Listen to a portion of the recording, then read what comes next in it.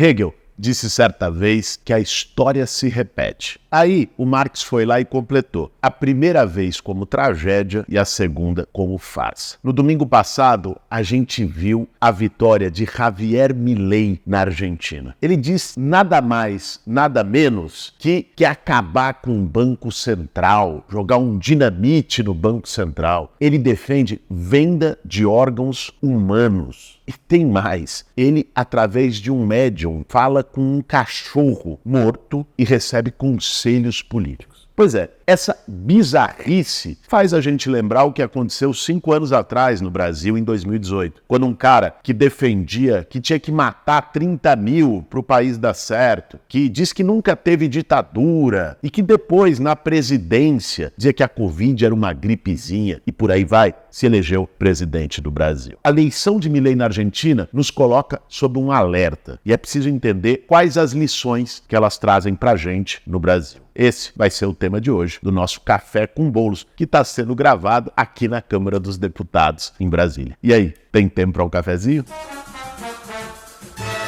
Para fazer um bom café, meu bem. A gente pode tirar pelo menos 3 grandes lições da vitória do Milei na Argentina. Até porque a gente já viveu esse método da extrema-direita. Estão tentando agora normalizar o Milei, é um ultraliberal e tal, com tudo aquilo que ele fala, como se fosse apenas bravata. Bom, nós vimos isso, aqueles que achavam no Brasil, não, o Bolsonaro só fala bravata, ele não vai fazer aquilo, ele vai ser controlado pelo establishment, os militares vão segurá-lo. Isso quase terminou em golpe de Estado. A primeira lição que a gente tem que tirar é de não taxar simplesmente como loucura, como devaneio, como bravata, as bizarrices e os absurdos da extrema-direita. Quando ele diz, venda de órgão, quando ele fala em tem um cachorro que eu falo e recebo conselhos. Gente, isso é método, isso não é loucura, isso não acontece por acaso. Todos os líderes e referências da extrema-direita mundial tentam ter esse ar excêntrico, diferente. Por quê? Porque isso está conectado com o modo de fazer política, com engajamento nas redes sociais. A rede social, pelo algoritmo, ela engaja muito mais um absurdo, um despautério, um absurdo completo, isso vira o assunto, isso organiza bolhas, isso organiza exércitos digitais. Já se disse que alguém acreditar numa verdade até é fácil, alguém acreditar num absurdo completo é uma grande prova de lealdade incondicional. É isso, vai se criando essa lógica de pessoas que vão se organizando em torno de ideias absurdas. Não é por acaso que o Bolsonaro ficava naquele cercadinho o dia inteiro. Era uma espécie de guerra cultural. Ele ia organizando um movimento de extrema-direita, um movimento com viés fascista. Não é por acaso que o Milei usa exatamente a mesma tática. E se nós olharmos, o Trump, ao seu modo, também usou nos Estados Unidos. Chegou a dizer certa vez que tinha que usar uma desinfetante contra a Covid. É esse tipo de coisa. O mais simples, o mais intuitivo é a gente tratar isso só como uma bizarrice, como loucura. Não, tem um método. E esse método tem organizado e atraído milhões de pessoas ao redor do mundo. E isso é uma lição importante para a gente, de um lado, não naturalizar, como parte da mídia busca fazer. O Milei é um ultraliberal. Não, o Milei é alguém com ideias fascistas, é alguém de extrema direita, é a repetição do Bolsonaro, como tentaram naturalizar. Parte dessa mídia disse que era uma escolha muito difícil no Brasil entre Haddad e Bolsonaro em 2018. E depois nós vimos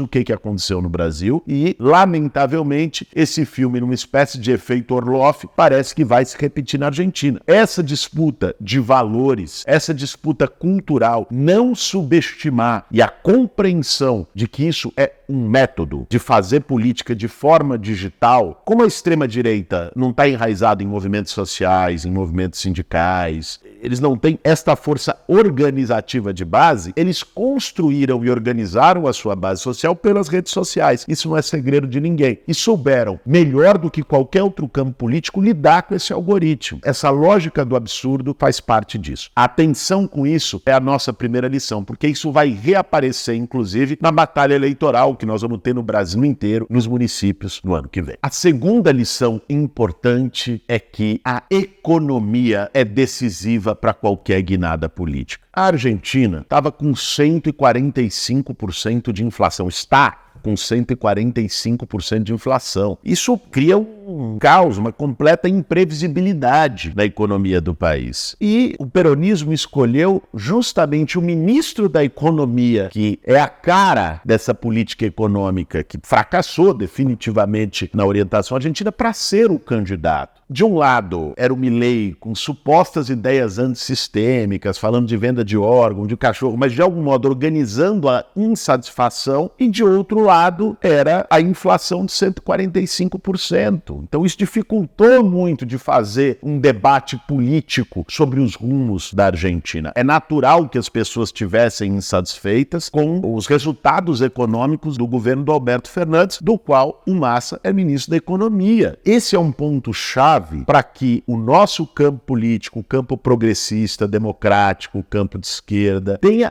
sempre em mente o seu compromisso inabalável com as causas populares no momento de governar. Houve uma desconexão da política que foi adotada na Argentina com o sentimento, o interesse, as condições de vida da maior parte da população. Isso coloca ainda mais a importância da gente trabalhar assiduamente para que o governo Lula dê certo no Brasil. Já está dando, reduziu os índices de inflação, reduziu o desemprego ao menor índice desde 2015. A inflação, alguém que ia comprar uma lata de óleo, 1 quilo de feijão ano passado no mercado e que vai hoje, todo mundo percebe que barateou, que as condições de vida estão melhorando, mas isso é resultado de uma política voltada para a geração de emprego, de uma política que não corta investimentos, de uma política que trabalha na valorização das políticas públicas e do crescimento econômico com distribuição de renda. Nós não podemos abandonar essa trilha sob as exigências dos agentes do mercado. Corta,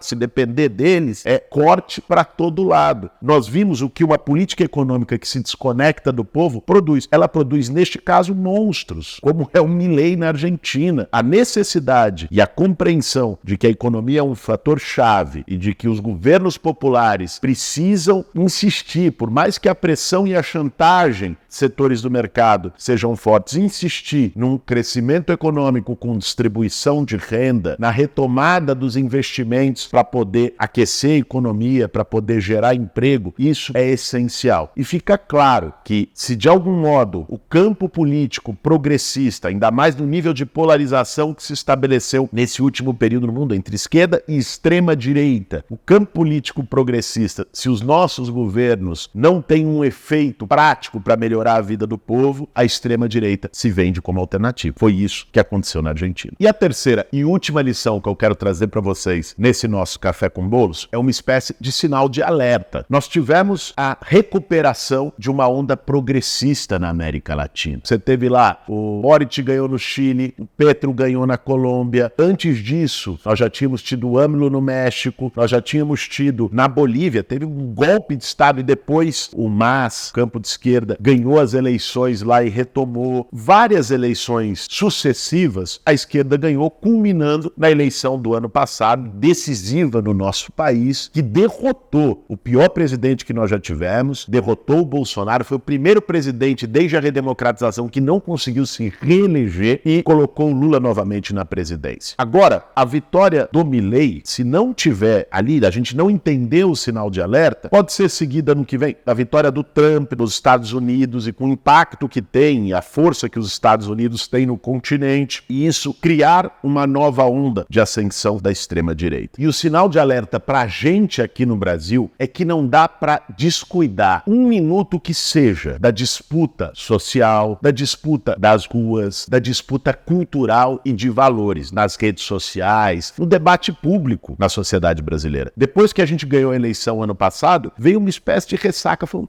4 anos de desastre, de resistência, não sei o quê. E os movimentos sociais, o campo político de esquerda, ficou um pouco aplainado, como se ganhasse as eleições, resolvesse tudo. E não é assim. A disputa política continua. Nós ganhamos as eleições, a democracia prevaleceu, mas a disputa, ela é cotidiana. A disputa nas redes sociais, sobre os grandes temas, eles colocando narrativas, muitas vezes com fake news, tentando distorcer os feitos do governo, governo, criar factoides inexistentes. Nós temos que fazer essa disputa com muito empenho. A extrema-direita não é cachorro morto. Embora o Milei fale com cachorro morto, a extrema-direita está viva ainda. Nós derrotamos o Bolsonaro ano passado, mas o bolsonarismo segue vivo. E precisa ser enfrentado. Precisa ser enfrentado nas redes, no grupo de Zap, precisa ser enfrentado, por necessário, com a organização de movimentos sociais defendendo as nossas pautas nas ruas, nas praças de todo o Brasil, aqui no parlamento. Vocês terem uma ideia, agora essa semana teve uma sessão que durou 4 horas para aprovar um projeto nosso, da minha autoria, de debate sobre desigualdades, criar um mês de combate às desigualdades sociais, com avaliação e monitoramento de políticas públicas, trazer a pauta para o Congresso todo mês de agosto, e veio aqui o bolsonarismo, ficou até 2 horas da manhã defendendo a desigualdade. Agora o senhor tem que encerrar a sessão. Encerra! É disso que nós estamos falando. Eles seguem organizados do lado de lá, apesar da derrota eleitoral. É muito importante que a gente permaneça organizado do lado de cá. Isso é o dia a dia das redes sociais, isso é a organização dos movimentos sociais e populares, isso é a preparação para o terceiro turno, que será as eleições municipais do ano que vem. Não tenham dúvida, eles querem usar as eleições do ano que vem como um terceiro turno de 22, ou pior, como uma prévia das eleições presidenciais de 2026. Nós temos que estar alerta. É preciso entender, e essa vitória do Milei na Argentina, chacoalhar o nosso campo para entender que a gente ganhou uma batalha no ano passado, mas ainda tem muitas batalhas pela frente. Esse foi mais um Café com Bolos. Para fazer um bom café, meu bem.